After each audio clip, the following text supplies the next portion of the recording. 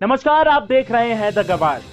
बंगाल की मुख्यमंत्री ममता बनर्जी ने हाल ही में एक बयान दिया जिसमें उन्होंने कहा कि मैंने अमित शाह जी से कहा कि आप लगातार पश्चिम बंगाल में केंद्र से टीमें भेज रहे हैं, भेजिए।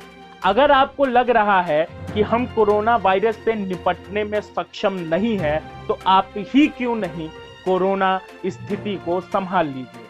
उन्होंने आगे कहा कि अमित शाह जी ने इस पर जवाब दिया कि ऐसा नहीं है, हम किसी भी निर्वाचित सरकार को नापसंद नहीं कर सकते।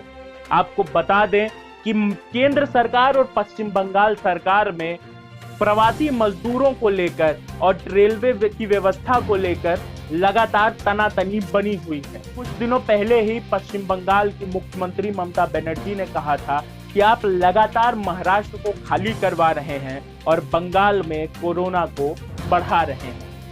पश्चिम बंगाल 2 लाख से ज्यादा मजदूरों का टेस्ट कैसे करे? क्या केंद्र सरकार उनकी मदद करने के लिए तैयार है? उन्होंने साथ साथ ये भी कहा कि हम रेलवे से आने वाले मजदूरों का किराया भुगतान रेलवे को कर रहे हैं, लेकिन इसके बावजूद भी ट्रेनों में सोशल डिस्टेंसिंग का कोई कायदा नहीं माना जा रहा है। वहां सोशल डिस्टेंसिंग देखने को नहीं मिल रही। ऐसी स्थिति में अगर वहां पर एक बड़ी संख्या में कोरोना पॉजिटिव मरीज निकल आए तो आने वाले वक्त में बंगाल में कोरोना की संख्या लगातार बढ़ती जा रही है। उन्होंने ये भी कहा कि महाराष्ट्र, राजस्थान और देश के बाकी सभी हिस्सों में लगातार कोरोना संकट बढ़ता जा रहा है। हम 1.5 लाख के पार हो चुके हैं। अगर ऐसी स्थिति में मजदूरों का आना लगातार जारी रहा तो हम उसकी टेस्टिंग करने में उतने सक्षम नहीं होंगे और इससे कोरोना फैलाव को बल मिलेगा। उन्होंने ये भी कहा कि हम अम्फान से अभी लड़ रहे हैं, पूरा बंगाल अम्फान तूफान से ग्रस्त है। उन्होंने साथ साथ ये भी कहा कि इस वक्त बंगाल अम्फान तूफान से ग्रसित है। ऐसी स्थिति में हम अपना पूरा ध्यान सिर्फ कोरोना महामारी पर केंद्रित नहीं कर सकते और इससे कोरोना के लगातार फैलते रहने का एक संकट पूरे पश्चिम बंगाल पर बना हुआ है। अब जो 2 बड़े सवाल हैं कि क्या ये उपयुक्त वक्त है जब केंद्र और राज्य एक दूसरे पर राजनीतिक लांछन लगाएं?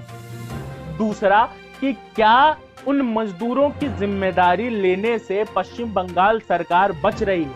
क्योंकि जिस तरीके से मजदूरों की दुर्दशा बड़े बड़े मेट्रो सिटीज में हो रही है, उससे ये बात साफ है कि अब हमें अप्रवासी मजदूरों को लेकर कोई नई व्यवस्था बनानी पड़ेगी जिसमें उनकी सुरक्षा और साथ साथ उनके रोजगार की कोई पुख्ता व्यवस्था हो। अगर इस तरीके की व्यवस्था बनाने में हम असक्षम रहे तो भारत के इनफॉर्मल सेक्टर में व्याप्त 90% के आसपास का रोजगार खत्म हो जाएगा और भारत में मांग धीरे धीरे घटती जाएगी। जैसे जैसे भारत में मांग घटती जाएगी वैसे वैसे भारत की प्रोडक्शन लाइन, उसके एम्प्लॉयमेंट जनरेशन पर असर पड़ेगा और धीरे धीरे हमारी जीडीपी लगातार सिकुड़ती जाएगी। ऐसी स्थिति में इस वक्त जरूरी ये है कि अपने राजनीतिक लाभ भूलकर केंद्र और राज्य एक दूसरे के साथ आए, एक दूसरे का समर्थन करें और इन मजदूरों की जिंदगी को आसान करें। आप देख रहे थे द गवार। आपका आभार।